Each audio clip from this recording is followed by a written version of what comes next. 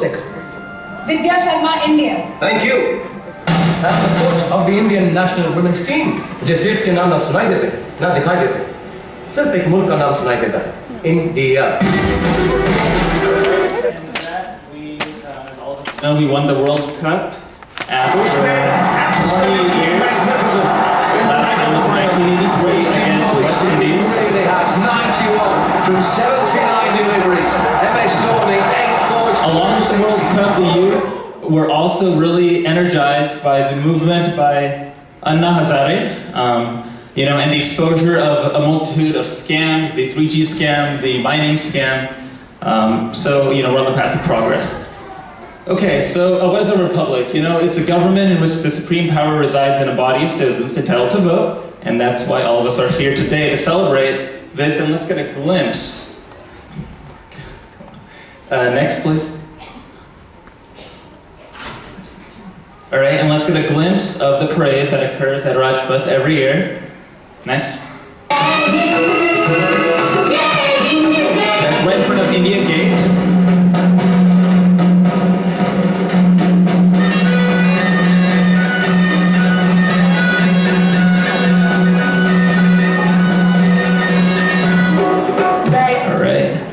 So now just a couple of national facts. The flag, as all of us know, saffron is sacrifice. The white is purity and green is for strength. Next. Okay, now I'm just going to ask you a few questions. Please feel free to yell out the answers. Who wrote our national anthem? Yes, it's Rabindranath Tagore. Okay, and our national song, we actually just had a performance on it just a bit ago, is Vande Mataram, as all of us know. And who wrote Vande Mataram? Yes, it was Bankim Chandra Chatterjee. Yeah. Next, our national flower next is the lotus. Our national bird, I believe, is the peacock, all right? And the national animal is the tiger, exactly. And our national language is Hindi. Yeah, exactly, that's right. Okay. So now just a brief, a minute on our history. Next, please. 5,000 years ago, when most cultures were nomadic, India had one of the most advanced civilizations, and that's probably what made Mark Twain say.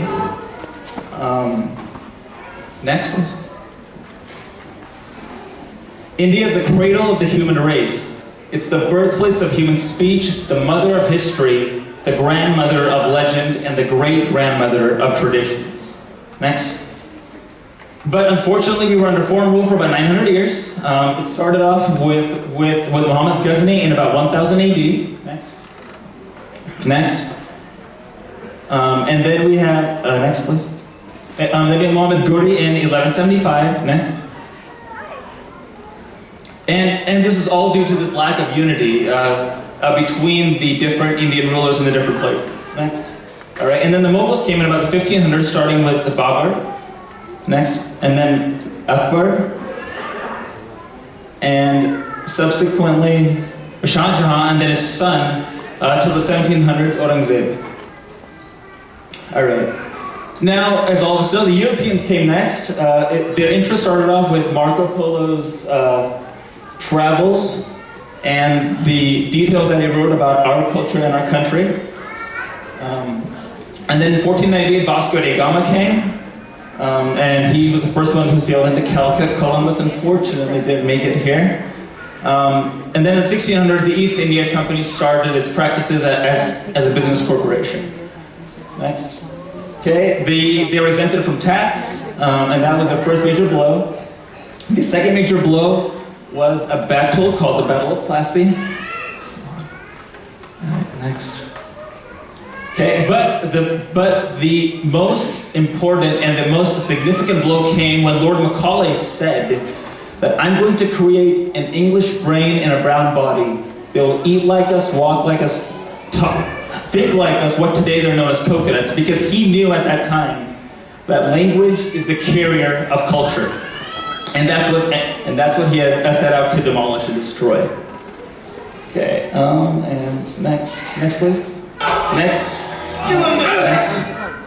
All right, and then the War of Independence started in 1857 with the Sepoy Mutiny, followed by a lot of our the freedom fighters, Jhansi Ki Rani. After that, we have Sardar Patel, Tilak, Mahatma Gandhi, Lal Bal Pal, Bhagat Singh, Chandrasekhar Azad, and Subhash Chandra Bose, among others.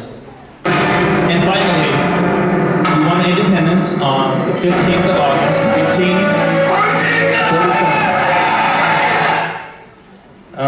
And subsequently, a few years later, on this day, on the 26th of January, India had its own constitution, and that's why we're here, to celebrate the country, to celebrate all that these people have done for us. And celebrations continue.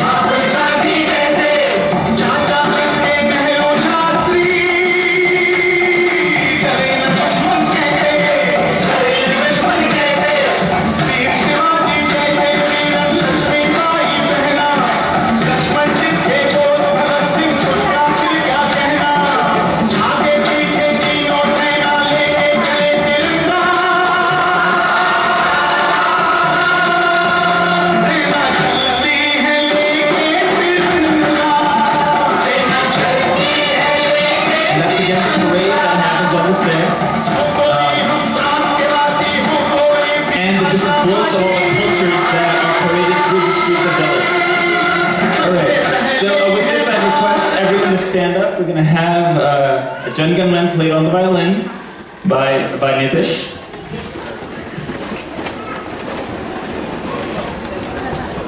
There goes that.